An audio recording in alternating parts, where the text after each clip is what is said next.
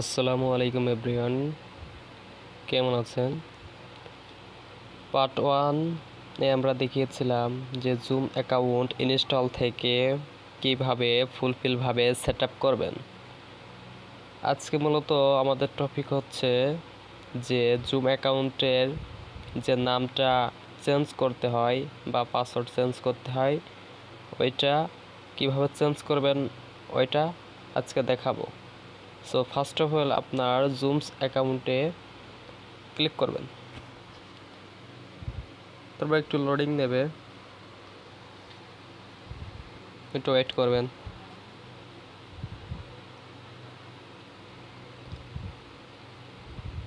Wait করার পরে এরকম একটা ইন্টারফেস শো করবে।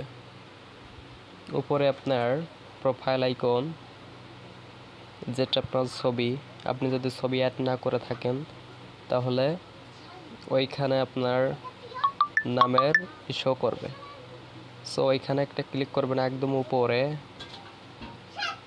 ক্লিক করার পরে এখানে দেখতে পারবেন নিচে মাই প্রোফাইল নামে একটি অপশন আছে, ওইখানে ক্লিক দিবেন। তারপর এইখানে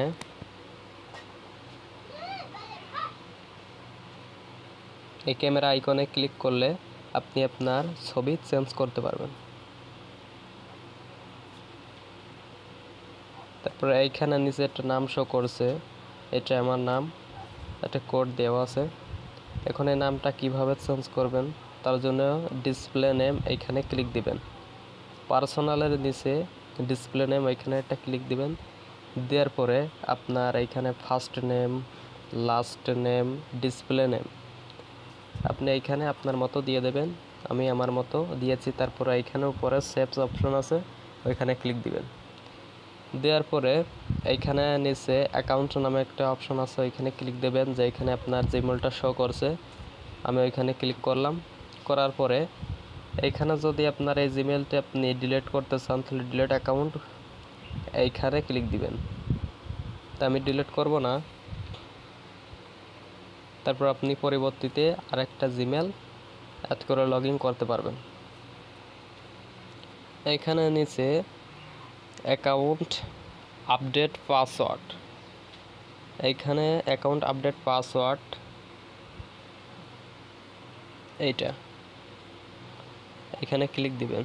দেওয়ার পরে এখানে old password, verify your password, মানে আপনি যে পাসওয়ার্ডটা লগ ইন করা ছিল বা আপনার প্রথমে যেটা ছিল ওইটা দিবেন। তারপরে নিউ পাসওয়ার্ড, নতুন একটা পাসওয়ার্ড দেবেন।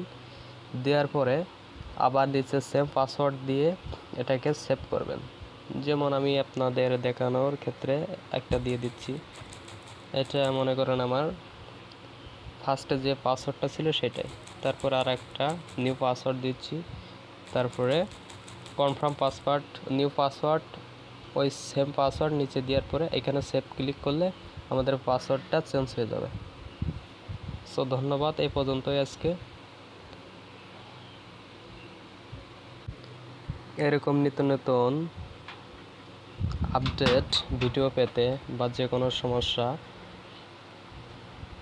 পড়লে আমাকে জানাবেন, আমি সলভ করে দেওয়ার চেষ্টা করব।